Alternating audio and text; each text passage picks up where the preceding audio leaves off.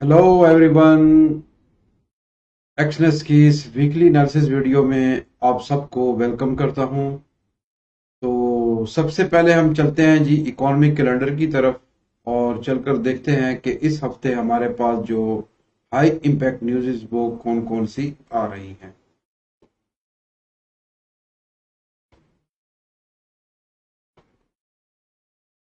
19 सितंबर को GMT plus zero 23:30 पर हमारे पास जापान का CPI core nation wide early नकारा और उसी के साथ ही जापान का जो है सीपीआई ओवरऑल नेशन वाइड और जापान का CPI core nation wide early indices और उसी के साथ ही 22:30 पर हमारे पास यानी जापान का CPI overall nation wide indices. ये हाई इम्पैक्ट न्यूज है। डाटा जो है वो पॉजिटिव आने की सूरत में जापानीज यन जो है वो स्ट्रांग भी हो सकता है और नेगेटिव आने की सूरत में वीक भी हो सकता है। आगे चलकर देखते हैं तो 20 सितंबर को हमारे पास जो है 1:30 मिनट पर जीएमटी प्लस जीरो ऑस्ट्रेलिया का जो है बैंक मिनट्स आ रहे हैं। उसी के साथ ही 1:30 पर ऑस्ट्रेलिया के जो बैंक मिनट्स इंडिसेस आ रही हैं और 12 यानी ये एक हाई इम्पैक्ट न्यूज है। स्पेशली जो ऑस्ट्रेलियन डॉलर के पेयर्स है उनमें हमें इस न्यूज के टाइम पर कुछ वोलेटिलिटी देखने को मिल सकती है। 12:30 पर कैट का जो है सीपीआई बैंक ऑफ कनाडा खौर एमएम और 12:30 पे ही कनाडा का जो सीपीआई कोर इनका बैंक ऑफ कनाडा का कोर एयरली और कनाडा का सीपीआई इन्फ्लेशन ईयरली। ये हाई इम्पैक्ट न्यूज है। डाटा पॉजिटिव आने की सूरत में जो कैनेडियन डॉलर है वो स्ट्रांग भी हो सकता है और नेगेटिव आने की सूरत में वीक भी हो सकता है। ये जीएमटी प्लस जीरो 12:30 पर ये न्यूज आ रही है। तो इस न्यूज टाइम के पर जो है हमें जो कैनेडियन डॉलर स्पेशली जो कैनेडियन डॉलर के पेयर्स हैं उनमें हमें कुछ वोलेटिलिटी देखने को मिल सकती है। उसी के साथ ही अगर हम देखते हैं तो 12:30 पे उसी टाइम पर यूनाइटेड स्टेट का जो है बिल्डिंग परमिट्स नंबर आ रहा है और उसी के साथ ही यानी यूएसए का बिल्डिंग परमिट्स नंबर इंडिसेस आ रहा है। ये भी हाई इम्पैक्ट न्यूज है स्पेशली जो है यूएस डॉलर के लिए। तो डाटा पॉजिटिव या नेगेटिव आने की सूरत में जो है वो US dollar strong and weak हो सकता है और हमें मार्केट में कुछ वोलेटिलिटी देखने को मिल सकती है। आगे चलते हैं तो 21 सितंबर को हमारे पास जो है यूनाइटेड स्टेट का एग्जिस्टिंग होम सेल्स आ रहा है। ये भी हाई इम्पैक्ट न्यूज है और यूनाइटेड स्टेट का एग्जिस्टिंग होम सेल इंडिसेस और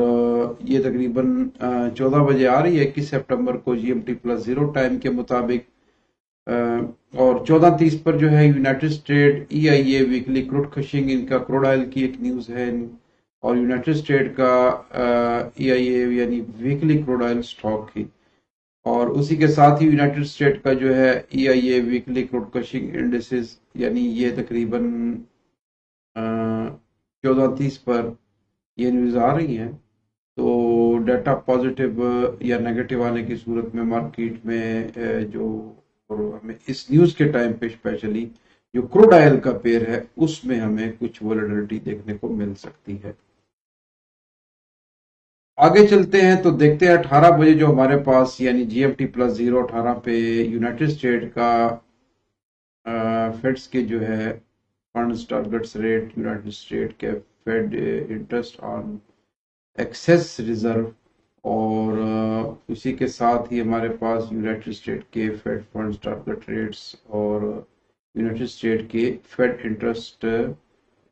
ऑन एक्सेस रिजर्व यानी जिसको हम एफओएमसी कहते हैं या इंटरेस्ट रेट। इस हफ्ते जो है हमारे पास एक बहुत बड़ी न्यूज आ रही है स्पेशली जो यूएस डॉलर के पेयर्स के लिए है यानी यूनाइटेड स्टेट के जो है वो इंटरेस्ट रेट आ रहे हैं। तो ये बुध वाले दिन यानी तकरीबन बुधवार को 21 सितंबर को ये न्यूज आ रही है जीएमटी प्लस जीरो 18 बजे। तो ये जैसा कि आप सबको पता है कि बड़ी खबरों में से जो बहुत ज्यादा हाई इम्पैक्ट न्यूज होती हैं उनमें से ये एक न्यूज है। तो इंटरेस्ट रेट जो है हाइक होने पर, अगर ये इनको हाइक करते हैं, इंक्रीज होने पर जो है यूएस डॉलर जो है वो स्ट्रांग हो सकता है बहुत ज्यादा, और नेगेटिव आने की सूरत में वीक भी हो सकता है। लेकिन इस न्यूज टाइम पर जो है हमें मार्केट में बहुत ज्यादा वोलेटिलिटी देखने को मिल सकती है, स्पेशली जो यूएसडी के पेयर्स हैं उनमें तो बहुत ज्यादा, यानी गोल्ड यूएस डॉलर के जो पेयर्स हैं उनमें हमें काफी ये उतार चढ़ाव देखने को मिल सकता है। 22 सितंबर को भी 2:30 पर जापान का जो है जापान का जेपी बैंक ऑफ जापान का जो है रेट, इनके इनके भी रेट डिसीजन आ रहे हैं इंडिसेस, और ये दो इनकी भी न्यूज़ आ रही हैं। तो हाई इम्पैक्ट न्यूज़ है, तो इस टाइम पर जो है हो सकता है हमें जो जेपीवाई के जो पेयर्स हैं उनमें कुछ वोलेटिलिटी देखने को मिले। 7:30 पर सीएचएफ यानी स्विट्जरलैंड के जो है एसएनबी पॉलिसी रेट्स आ रहे हैं, और उसी के साथ ही यूनाइटेड किंगडम के बैंक ऑफ इंग्लैंड की, यानी यूनाइटेड किंगडम के बैंक ऑफ इंग्लैंड के बैंक्स रेट इनके भी आ रहे हैं। और इसी के साथ 11 बजे GMT plus zero United kingdom bank minutes, और उसी के साथ ही यूनाइटेड किंगडम यानी यूके के bank of England bank rate indices, और यूनाइटेड किंगडम बैंक मिनट्स, यानी इनके भी जो है जेपीवाई के जो अपना इनकी भी न्यूज़ेस आ रही हैं, और स्विट्जरलैंड की भी एक इनके भी इंटरेस्ट रेट आ रहे हैं, और उसी के साथ ही अगर हम देखते हैं तो यूनाइटेड किंगडम यानी यूके के भी जो है वो रेट आ रहे हैं। तो डाटा जो है 22 सितंबर को हमें जो है मार्केट में बहुत ज्यादा वोलेटिलिटी देखने को मिल सकती है, क्योंकि जापान के भी, स्विट्जरलैंड के भी और यूके के भी जो है वो इंटरेस्ट रेट आ रहे हैं, और उसी से एक दिन पहले जो है हमें यूएसए के जो है वो रेट आ रहे हैं। तो इस हफ्ते जो है मार्केट में बहुत बड़ी बड़ी न्यूज़ हैं, और स्पेशली जो आपके पेयर जिनकी ये न्यूज़ आ रही हैं उनमें हमें बहुत ज्यादा यानी वोलेटिलिटी देखने को मिल सकती है, मार्केट जो है वो बहुत ज्यादा वोलेटाइल हो सकती है। तो आगे चलकर देखते हैं, तो 12:30 पर यूएसडी यानी यूनाइटेड स्टेट के इनिशियल जॉबलेस क्लेम, ये भी हाई इम्पैक्ट न्यूज है, और 12:30 पर यूनाइटेड स्टेट का इनिशियल जॉबलेस क्लेम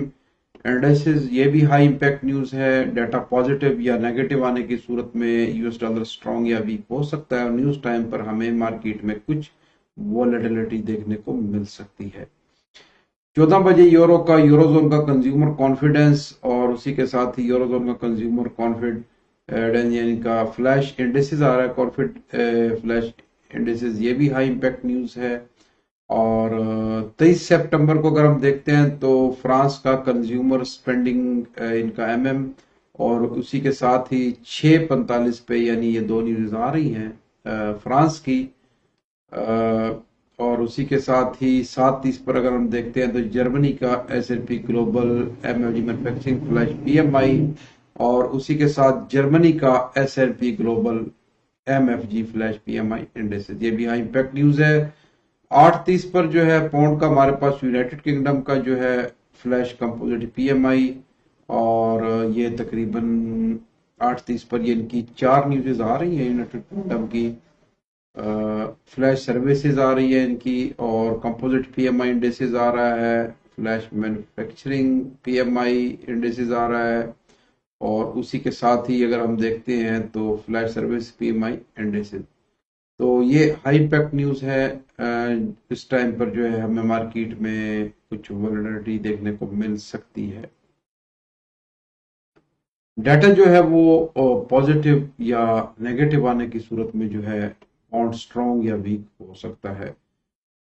12:30 पर जीएमटी प्लस जीरो कनाडा का जो है रिटेल सेल्स आ रहा है ईएक्स ऑटोज एमएम, और उसी के साथ ही कनाडा का रिटेल सेल यानी एमएम, ये भी हाई इम्पैक्ट न्यूज है। स्पेशली कैट में के पेयर्स में हमें कुछ वोलेटिलिटी देखने को मिल सकती है। डाटा जो है वो पॉजिटिव आने की सूरत में कैनेडियन डॉलर जो है वो मजबूत भी हो सकता है, और नेगेटिव आने की सूरत में वीक भी हो सकता है। तो चलें जी, ये थी एक नज़र इकोनॉमिक कैलेंडर के ऊपर। और इस हफ्ते जैसा कि अभी हमने देखा कि बहुत बड़ी बड़ी न्यूज़ आ रही हैं, यूएसए के भी इंटरेस्ट रेट आ रहे हैं, जापान के भी आ रहे हैं, स्विट्जरलैंड के भी और बैंक ऑफ इंग्लैंड के भी। तो फंडामेंटली अगर हम देखें तो मार्केट जो है वो इस हफ्ते हमें उसमें बहुत ज़्यादा कुछ तेज़ी देखने को मिल सकती है, स्पेशली बुधवार दिन के बाद।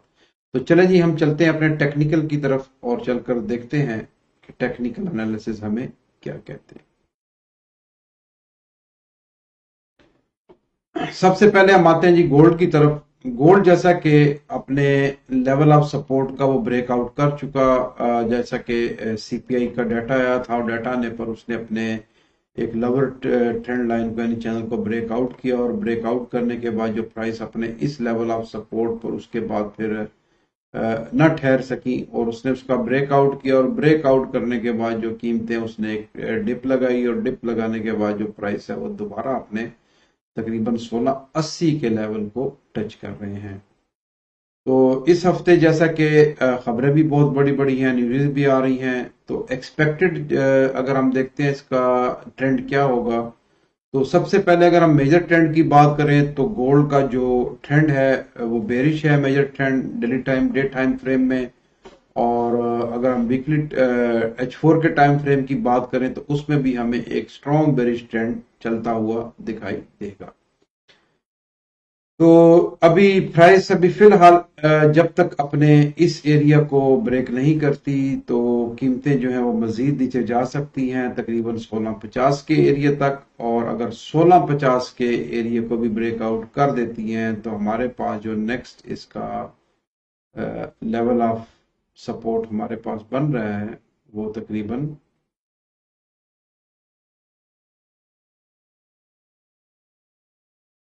हमारे पास तकरीबन 1610 का एरिया, ठीक है।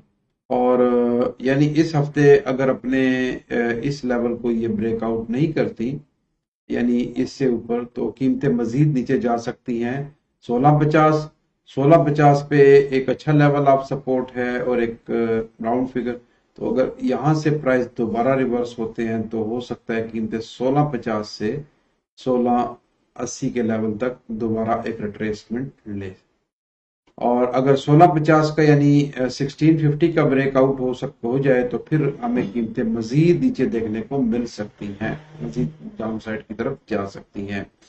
और 1680 का अगर ब्रेकआउट कर देती हैं और प्राइस जो है वो इससे ऊपर होल्ड यानी यहाँ पे रुक जाते हैं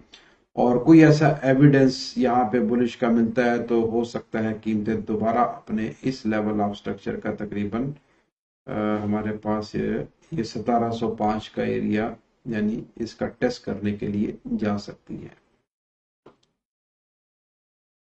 यूएसडी जेपीवाई, सबसे पहले अगर हम ट्रेंड की बात करें तो इसका जो ट्रेंड है स्ट्रॉन्ग बुलिश ट्रेंड में है, और टेक्निकली अभी इसमें कुछ रिट्रेसमेंट यहाँ से हुई है, जैसा कि प्रीवियस वीक इस लेवल की भी निशानदेही की गई थी कि यहाँ से जो प्राइस है वो दोबारा रिवर्स हो सकती हैं, इसके चांसेस हैं। और ये इसका एक लेवल ऑफ सपोर्ट था। तो अभी अगर तो यूएसडी जेपीवाई अपने इस लेवल ऑफ सपोर्ट का ब्रेकआउट नहीं करता, यानी अगर प्राइस यहाँ पे आती है तो यहाँ से जो है वो ये दोबारा एक रिट्रेसमेंट ले सकती हैं। और लेवल ऑफ रेसिस्टेंस पे अगर ये इसने जैसा कि डबल टॉप लगाया है, डबल टॉप लगाने के बाद जो है वहां से जो प्राइस है वो डाउन साइड की तरफ मूव हुई है। और अभी अगर अपने इस लेवल ऑफ सपोर्ट को ये ब्रेक नहीं करती तो हो सकता है यहाँ पे ये दोबारा टेस्ट करे और टेस्ट करने के बाद एक ट्रिपल टॉप भी लगाए। एक्सपेक्टेड जो इसका इस वीक का भी ट्रेंड है वो बुलिश ही है, और हो अगर अपने इस लेवल ऑफ रेसिस्टेंस को ये ब्रेकआउट कर दे, यानी अगर अपने इस लेवल ऑफ रेसिस्टेंस का ब्रेक आउट कर जाती है कीमतें तो फिर हो सकता है इस हफ्ते जो है, क्योंकि एफओएमसी भी आ रही है और इंटरेस्ट रेट इनके जो आ रहे हैं, तो उसके हिसाब से फिर हो सकता है 147 के एरिया तक कीमतें ऊपर जा सकती हैं, अपने इस यानी 147 को भी टच कर सकती हैं। अगर अपने इस लेवल ऑफ रेसिस्टेंस का ब्रेकआउट नहीं करती और यहाँ पे कोई ऐसा बेरिश का एविडेंस बन जाता है तो फिर हो सकता है कीमतें अपने इस लेवल ऑफ सपोर्ट तक आ जाए। और अगर इसका भी ब्रेकआउट कर देती हैं तो नेक्स्ट हमारे पास जो लेवल ऑफ स्ट्रक्चर है वो तकरीबन 139 का है, यानी 139.0। ये हमारे पास फिर इसका एक अच्छा लेवल ऑफ स्ट्रक्चर है। यहाँ से कुछ रिट्रेसमेंट ले सकती हैं, अगर ब्रेकआउट करती हैं तो फिर कीमतें हमें मजीद नीचे जाती हुई दिखाई देखने को मिल सकती हैं। जीपीपीयूएसडी की अगर बात करें तो सबसे पहले ट्रेंड की बात करें तो इसका जो मेजर ट्रेंड है वो स्ट्रॉन्ग बेरिश ट्रेंड में है, और अभी तक जो है इसमें कोई ऐसा रिवर्सल साइन हमारे बड़े टाइम फ्रेम में नजर नहीं आ रहा टेक्निकली। तो प्राइस जो है वो मुसलसल अपनी एक न्यू लोअर लो बनाती हुई जा रही है। तो एक्सपेक्टेड ट्रेंड भी इसका जो है अभी जैसा कि इनके भी रेट्स आ रहे हैं और यूएस के भी आ रहे हैं, तो टेक्निकली जो है अगर ये अपने इस लेवल ऑफ सपोर्ट को ब्रेकआउट नहीं करता तो हो सकता है यहाँ से एक हमें रिट्रेसमेंट अपसाइड को कोई 200 से 250 पिप की देखने को मिले, और यहाँ से इस लेवल ऑफ स्ट्रक्चर से जो है प्राइस दोबारा डाउन साइड की तरफ जा सकती हैं। और अगर अपने इस लेवल ऑफ स्ट्रक्चर का ये ब्रेकआउट कर देती हैं अप साइड पर, तो नेक्स्ट हमारे पास जो लेवल ऑफ स्ट्रक्चर वो ये बन रहा है, जो जिसकी प्रीवियस वीक भी निशानदेही की गई थी कि जो प्राइस है वो आपके इस लेवल से नीचे की तरफ दोबारा रिवर्स यानी एक हो सकती है, अपने मेजर ट्रेंड की तरफ जा सकती है। और वही हुआ, उसने अपने उसी लेवल ऑफ स्ट्रक्चर का जो है वो टेस्ट किया, और टेस्ट करने के बाद दोबारा अपने उस लेवल ऑफ सपोर्ट की तरफ वापस चली गई। तो अगर तो अपने अभी फिलहाल अपने इस लेवल को ये ब्रेक करती हैं तो नेक्स्ट जो हमारे पास इस वक्त, क्योंकि ये इसका लेवल प्ले हो चुका है, तो अगर अपने इस एरिया को ये ब्रेकआउट कर देती हैं अप साइड पर, तो हो सकता है कीमतें अपने इस लेवल तक यानी 1.18 500 तक जो है वो दोबारा जा सकती हैं। और दूसरी सूरत में अगर अपने लेवल ऑफ सपोर्ट को और लोअर ट्रेंड लाइन को ब्रेकआउट कर देती हैं तो फिर हमें प्राइस मजीद नीचे देखने को मिल सकती हैं, तकरीबन 1.11 और 1.10 के एरिया तक। AUD/USD जैसा कि अभी फिलहाल अपने देखते हैं, इसका सबसे पहले ट्रेंड तो स्ट्रॉन्ग बेरिश ट्रेंड में है, और प्रीवियस वीक भी जैसा कि हम देख रहे हैं कि इसने एक न्यू लो बनाया है AUD/USD ने, और न्यू लो बनाने के बाद वहां से प्राइस थोड़ी सी यहाँ से इसने रिट्रेसमेंट ली है, वो तकरीबन 50 पिप की। तो अगर तो प्राइस दोबारा इसकी इस लेवल तक आती है तो ये एक अच्छा लेवल ऑफ सपोर्ट है, यहाँ पे कोई अगर एविडेंस मिलता है तो हो सकता है प्राइस यहाँ से दोबारा रिवर्स हो अपसाइड की तरफ। और यहाँ पे H1 के टाइम फ्रेम में हमें एक ओबी जोन नजर आ रहा है, तो यहाँ से जो है वो फिर दोबारा डाउन साइड की तरफ मूव कर सकती हैं। और अगर अपने इस लेवल ऑफ इस ओबी जोन ये फेल हो जाता है, ये टूट जाता है और इससे ऊपर जो है वो प्राइस जो है वो रुक जाती हैं, होल्ड में रहती हैं, तो फिर हो सकता है कीमतें दोबारा अपने इस लेवल ऑफ स्ट्रक्चर का टेस्ट करने के लिए चली जाएं।